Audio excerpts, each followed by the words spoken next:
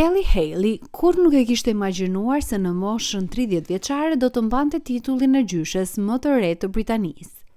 Si nënë e 5 fëmijë, ajo gjithmonë kishte supozuar se do të kishte të paktën edhe disa dekada të tjera para se të hynte në rolin e gjyshes. Por, në gusht të vitit 2018, jeta e saj mori një kthes të papritur kur mësoi se vajza e saj 14 vjeçare, Sky Sulter, ishte shtatzan. Lajmi e goditi si një valë e madhe, por në vend të reagimit me zemërim, zhgënjim apo frustrim, ajo mori një vendim të cilin shumë prindër në situatën e saj luftojnë, zgjodhi dëmshërinë. Ajo dinte se asgjë nuk mund ta ndryshonte faktin që vajza e saj adoleshente po priste një fëmijë, kështu që në vend të përqendrimit te çfarë shkoi keq, vendosi të mbështeste vajzën e saj për atë që e priste. Në atë kohë Sky po jetonte me babain dhe njerëkën e saj në Cranford, Londrën perëndimore, kur vendosi të bënte një test shtatzanie. Nuk ishte sepse kishte dyshime të forta, por më tepër sepse ishte gati të merrte një implant kontraceptiv të donte të sigurojë që nuk ishte tashmë shtatzan. Ishte menduar të ishte një kontroll rutin, thjesht për të qenë e sigurt, por kur testi tregoi një rezultat pozitiv, gjithçka ndryshoi. E tronditur dhe hutuar, Sky u dërgua me urgjencë në spitalin Aldworth West për një ekografi. Ajo që dëgjoi më pas ja ktheu botën përmbys. Ajo nuk ishte thjesht shtatzan, ajo ishte tashmë 36 javëshe. Vetëm pas disa ditësh ajo do të lindte. Opsioni i abortit, të cilin disa mund ta kishin konsideruar më herët, nuk ishte më i menduar. Nuk kishte kohë për diskutime të gjata apo peshim të opsioneve. Sky duhet të pajtoj me faktin se ajo do të bëhej nën. Në fillim ajo nuk mund ta përpunonte realitetin e saj çfarë po ndodhte. Vetëm disa javë më vonë, ajo kishte qenë duke vrapuar dhe duke luajtur sporte me miqtë e saj. Plotësisht e pavetdijshme se një fëmijë po rritej brenda saj.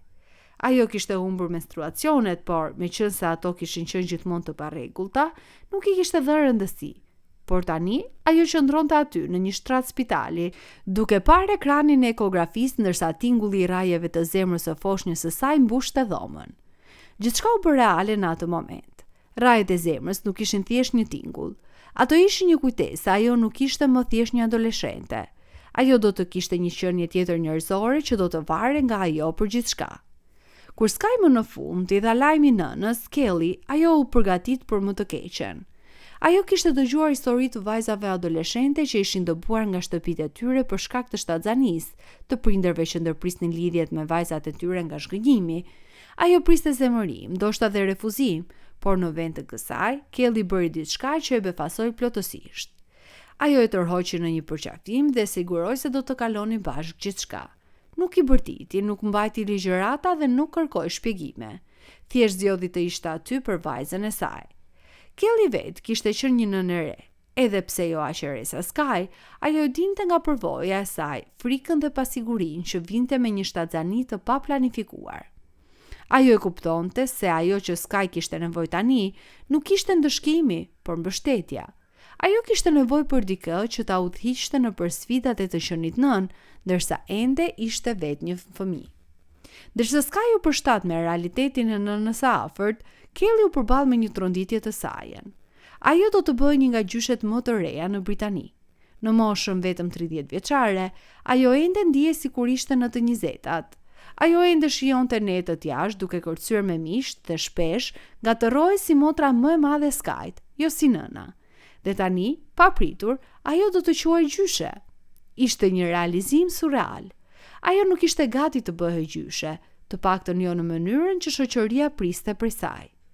Njerëzit e shihnin me foshnjën Bailey dhe supozonin se ai ishte djali i saj. Kur ajo shpjegonte se ai në fakt ishte nipi, shpesh përballej me shprehje të habitura dhe mosbesim. Madje, dhe nëna e saj ishte vetëm 48 vjeç, duke bërë atë një nga stërgjyshet më të reja në vend. E gjithë situata duke e çuditshme, por Kelly e përqafoi atë, dhe nëse nuk ndihej gjithmonë natyrale. Sigurisht, jo të gjithë ishin pranues. Shoqëria mund të jetë shpejt për të gjykuar nënat adoleshente dhe situata e Skyt nuk bënte përjashtim. Disa njerëz përshpëritnin pas shpinës së tyre, duke spekuluar për aftësitë prindërore të Kellyt, dhe nëse ajo kishte dështuar disi duke lejuar vajzën e saj të mbetej shtatzan kaq e re. Të tjerë supozonin se Sky ishte papërgjeshme, se ajo nuk do të mund të përballonte përgjegjësinë e rritjes së një fëmije. Por Kelly refuzoi të lejonte gjykimet e shoqërisë të përcaktonin ato. Ajo i kishte dëgjuar të gjithë më parë, thashë themet, këshillat e pakërkuara, kritikat, por në fund të ditës, asnjë nga ata njerëz nuk ishin ata që rritën Skyn ose ndihmuan atë të lundronte në sfidat e mëmësisë. Ishte lehtë për të huajt të bënin supozime, por vetëm ajo dhe vajza e saj e dinin të vërtetën e situatës së tyre. Udhëtimi nuk ishte i lehtë. Sky duhet të mësonte si të balanconte të qenit nën, ndërsa ende ishte adoleshente. Ajo duhet të kuptonte si të funksiononte me pak ose as pak gjumë, si të shëtësonte të përsalindurin që qante, si të shtynte përpara nga lodhja duke mbajtur hapin me shkollën. Kishte net kur ajo ule në buzë të shtratit të saj, duke lëkundur Bailin përpara e mbrapa, duke e pyetur nëse ajo vërtet ishte aftë për këtë. Por gjatë çdo momenti të vështirë, Kelly ishte aty, duke ofruar udhëzime, siguri dhe një kujtesë se ajo kurrë nuk ishte vetëm në këtë. Askush nuk mund ta përgatiste Skyn për realitetin e rritjes së një fëmije në moshën 14 vjeçare, por të pasurit një sistem të fortë mbështetje bëri gjithë ndryshimin. Historia e Kellyt nuk ishte plotësisht unike. Në vitin 2021, një grua tjetër e re, Gemma Skinner, nga Amershman Bucks, bëri titull kur u bë gjyshe në moshën 33 vjeçare. Vajza e saj 17 vjeçare Macy lindi duke e bërë Gemmën një tjetër gjyshe rekordthyese të re. Ashtu si Kelly, Gemma fillimisht luftoi me idenë të qenurit gjyshe kaq herët në jetë. Fjala mbante një peshë që ajo nuk ishte e sigurt nëse ishte gati ta mbante. Por kalimi i kohës me mbesën e saj ndryshoi gjithçka. Nuk kishte të bënte me titullin apo pritshmëritë shoqërore, kishte të bënte me familjen. Tani, në moshën 36 vjeçare, Kelly reflekton mbi 6 vitet e kaluara me një përzierje tronditje dhe mirënjohje. Bailey, tani 4 vjeç, është një djalë i vogël i lumtur dhe energjik. Sky, tani 18 vjeç, është rritur në një nënë të re të sigurt. Ajo ka përballuar sfida, por gjithashtu ka provuar se të qenit nën adoleshente nuk do të thotë se jeta jote ka mbaruar. Thjesht do të thotë se udhëtimi yt merr një rrugë tjetër. Kelly ende ndjehet sikur është në të 20-tat shumicën e ditëve. Ajo ende ngatërohet si nëna e Bailit, por ajo nuk do ta ndryshonte udhëtimin e saj për asgjë. Ajo kurrë nuk ishte planifikuar të bëjë gjyshe në moshën 30 vjeçare, por ndonjëherë jeta nuk ndjek një skenar.